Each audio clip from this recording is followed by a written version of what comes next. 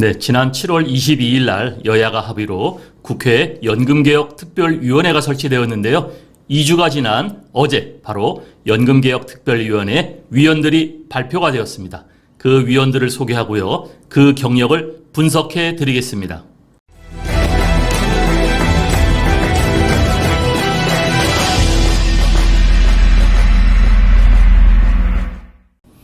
네, 지난 7월 22일 날 국회에서요, 여야 합의로 연금개혁특별위원회가 설치되었다고 지난 방송을 해드렸습니다.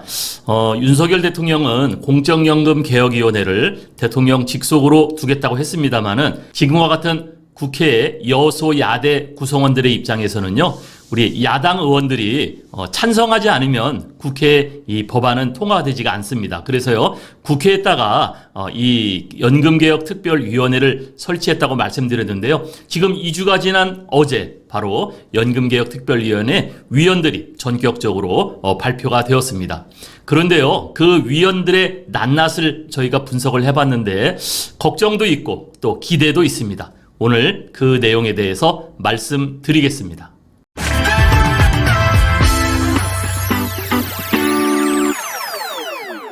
네, 먼저 연금개혁특별위원회가 추진하는 주요한 내용을 먼저 간단히 정리해드리고요. 그 몇면의 위원들을 소개를 해드릴 텐데요.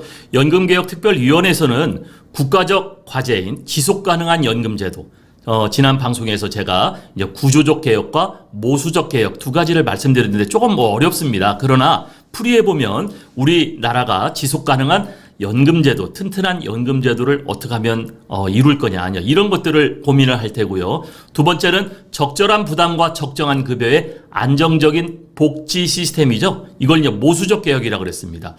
우리가 돈을 걷어들이는 게 한정이 돼 있으니까 나가는 것도 한정되어 있는데 지금은 나가는 게 많다라는 거죠. 특히 여러분, 공무원 연금과 군인 연금은 이미 적자가 되어서 지금 세금으로 보전되고 있고요.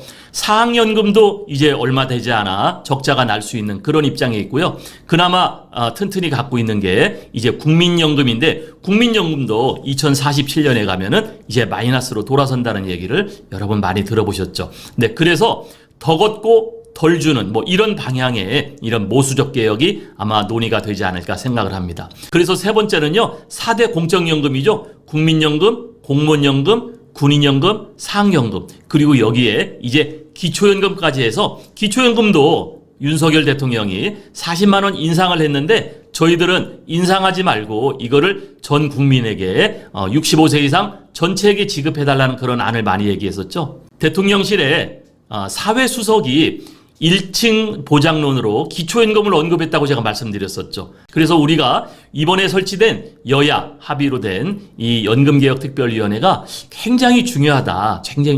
그런데 걱정되는 것은요, 이 운영위원회 설치 기간이 내년 4월 30일까지입니다. 13명으로 구성되어 있는데요. 이분들은 국민의 기대를 저버리지 말고 또 안정적인 튼튼한 대한민국을 다시 한번 건설하기 위해서 여러분들이 애써 주셔야 되겠습니다.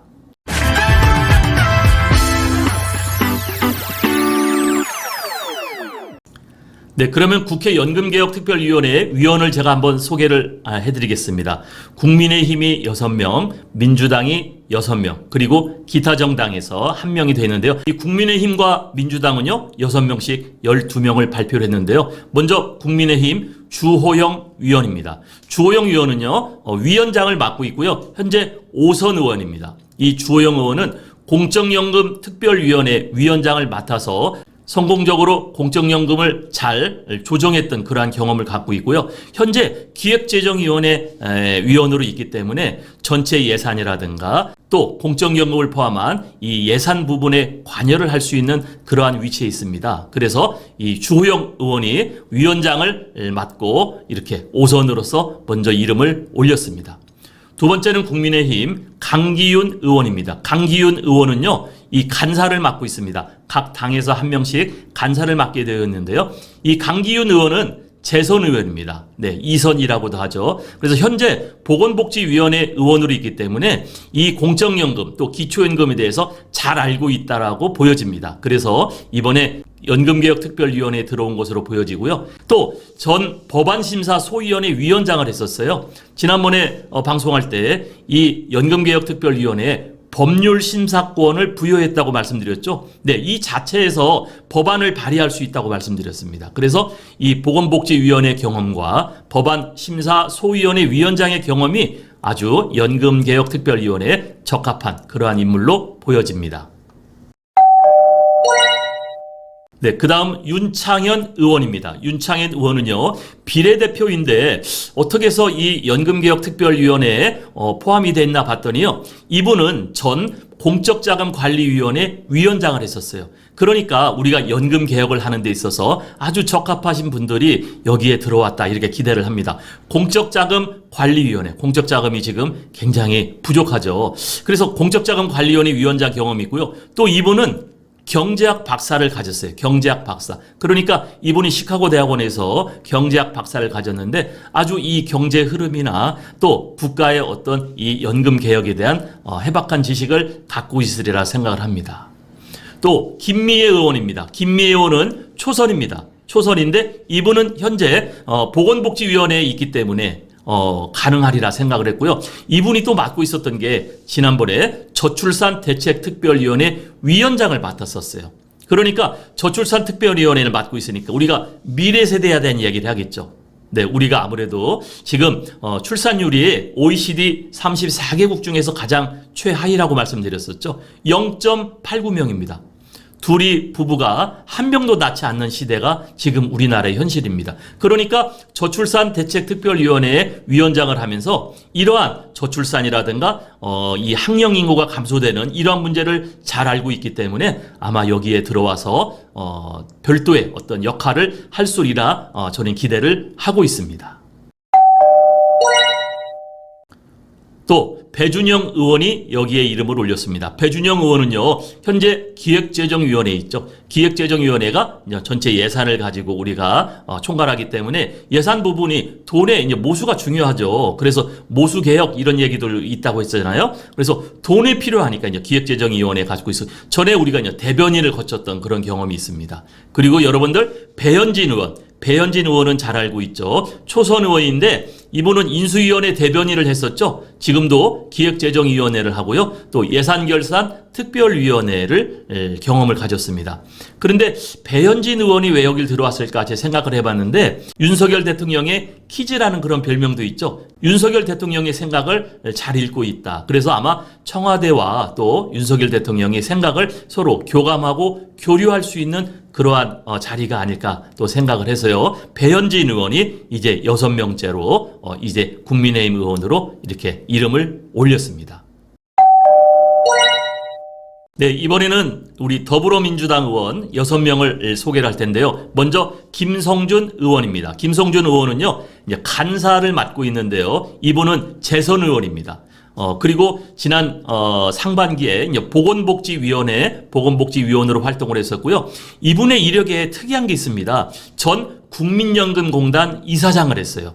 그러니까 우리가 지금 4대 공적연금에 보면 국민연금 여기가 들어가 있잖아요. 이 국민연금이 가장 크죠. 그러니까 이 국민연금에 대한 해박한 지식을 갖고 있다라고 보여지는데 국민연금공단 이사장을 했던 또 보건복지위원을 했던 이 경험이 바로 김성준 의원을 간사로서 이 연금개혁특별위원회 위원으로 이름을 올리게 된 계기가 된 것 같습니다.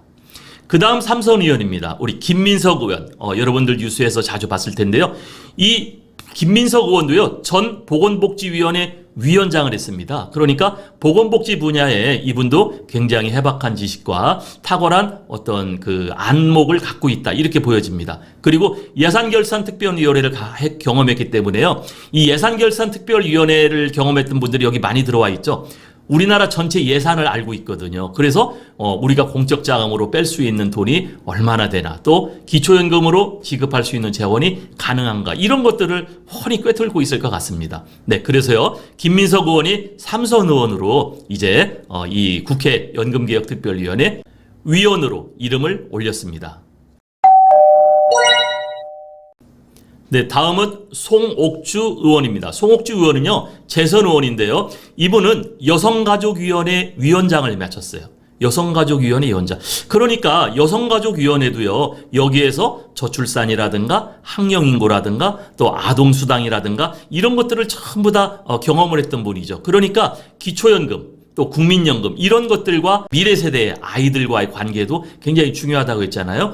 미래 세대에 부담을 주지 않아야 될 이 공적연금으로 개혁이 돼야 되겠다. 이런 얘기도 많이 나오지 않습니까? 그러니까 이분은 여성가족위원회 위원장을 했던 그러한 경험 때문에 아마 송옥주 의원도 이렇게 연금개혁특별위원회 위원으로 들어와 계시고요. 또 정책위원회 부의장을 했습니다. 그 다음 이용우 의원입니다. 이용우 의원은 초선 의원인데요.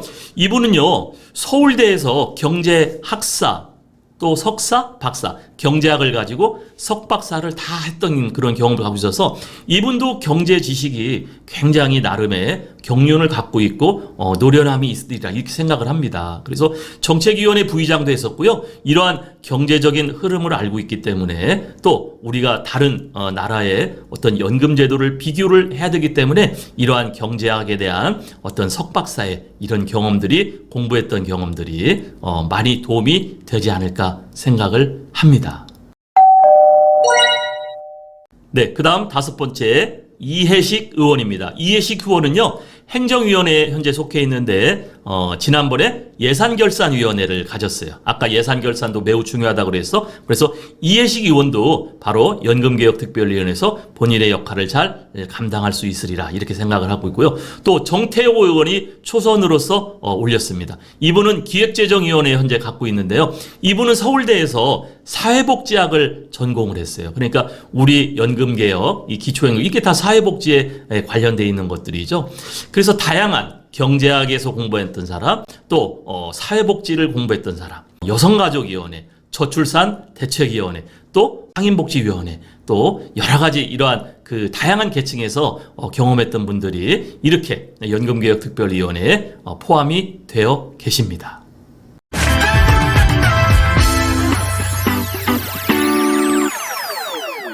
네, 오늘의 영상 결론입니다. 이제 국민의힘 6명, 더불어민주당 6명 이렇게 소개를 했는데요. 아직 한 분은 아직 명단이 공개가 되지 않았습니다. 이분도 명단이 나오면은 말씀을 또 드리겠습니다. 이분들한테 거는 기대가 있습니다.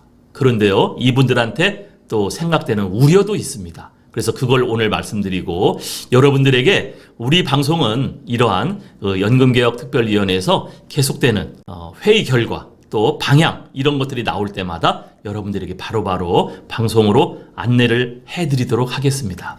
여러분 기대가 있습니다. 첫 번째 위원장과 위원들입니다. 우리 국회의원들의 가끔 모습을 보면은 소리나 지르고 싸우기나 하고 아주 배먹지 못한 그런 국회의원들도 많이 있죠. 그러나 여기 속해 있는 분들 보면요, 굉장히 성품이나 이러한 인성이 온화하신 분들이 많아서 다행이다 이런 생각을 하고요. 특별히 우리 주호영 의원은 연금 개혁을 경험했던 이러한 그 이력이 아주 좋습니다. 그래서 아주 온화한 그다음 완만한 성품으로 그런 리더십을 갖고 이번에 이 연금개혁특별위원회를 잘 이끌어 주시리라 생각을 합니다. 또 다양한 전문성이 있죠. 6분, 12명을 제가 말씀드리면서 아 그렇구나 하고 고개를 끄덕이셨을 걸로 생각이 됩니다. 그래서 국가의 존속과 흥망이 여기에 달렸습니다. 우리 대한민국이 앞으로 더 발전할 수 있느냐 아니면 이러한 연금 부분 때문에 또 발목이 잡히느냐 이런 것들을요 지혜롭게 좋은 안을 만들어 줄 줄로 생각합니다. 그래서 그런 거를 서로 원만하게 잘 타협이 되고 또 조율이 돼서 좋은 안이 나왔으면 좋겠습니다. 네, 그런데요 요번 이 연금개혁특별위원회 거는 우려가 있습니다. 이분들은 정치인입니다. 정치인들. 그러니까 정치적인 해법은 여러분 펼치지 않았으면 좋겠습니다. 그래서 정치적인 논쟁이나 또 정치적인 어떤 타협, 우리가 6명이고 니네 6명이니까 요거는 양보할 테니까 니네는 그걸 양보해라. 이렇게 해서 졸속 행정으로 만들어지면 국가가 더 어렵죠. 그리고 기초연금 65세 이상 100% 지급을 주장했던 고영인 의원, 여기에 들어가지 못했습니다. 지난 방송에서도요, 이 고영인 의원이 들어갈 수 있나 하는 그러한 방송을 하면서 제가 초선이라 조금 어떻게 될지 모르겠습니다. 걱정을 했는데 역시 탈락을 했습니다. 3선부터 우리가 중진 의원이라고 하는데 나름 그분들이 전부 다 이 사회복지나 이 공적연금에 대해서 자기 노하우를 갖고 있는 거예요. 그런데 서로 그 결이 다를 수 있어요. 고영희 의원은 기초연금 쪽에 강조를 하는 사람이고 또 여기 아까 나왔던 뭐 김민석 의원이나 이런 분들은 다른 쪽에 또 주장하는 사람일 수 있거든요. 그래서 저희로서는 고영희 의원이 탈락됐는데 이분의 어떤 능력이나 실력이 없어서보다는 초선 의원이었기 때문에 탈락됐다라고 여러분들이 생각을 해주시면 좋겠습니다. 그리고 또 하나의 걱정은요. 짧은 운영 기간입니다. 내년 4월 30일까지인데요. 이게 결코 길지가 않습니다. 우리 연금개혁특별위원회가 얼마만큼의 자주 회의를 해서 좋은 안을 도출할까? 이것도 저 걱정입니다. 그리고 특히 국민의 소리를 청취하고 국민들에게 이해와 공감을 시켜야 될 텐데요. 바로 이런 우려도 있습니다.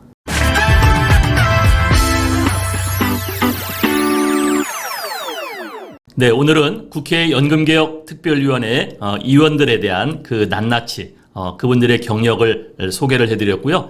걱정도 있고 그러나 또 기대도 있습니다. 왜냐하면요, 대한민국이 지금 선진국이라고 하지만 더욱 우리나라가 경제적으로 발전하고 성장하느냐 아니면은 이 연금 부분에 의해서 우리가 또 어려워질 수 있느냐 이런 것들을 우리가 논의를 할 텐데요. 그러한 것들이 국회 연금개혁특별위원회에서 잘 서로 논의가 되고 또 타협이 되어서 좋은 방안이 나왔으면 좋겠고요. 저는 그 내용을 가지고 여러분들에게 연속으로 이렇게 방송을 통해서 여러분에게 보고해 드리도록 하겠습니다. 우리 똑똑한 연금교실 채널 여러분 기대해 주시고요. 꾸준히 국회 연금개혁특별위원회에서 우리나라 이 공적연금, 연금개혁이 어떻게 진행되는지를 살펴봐 주시기 바랍니다.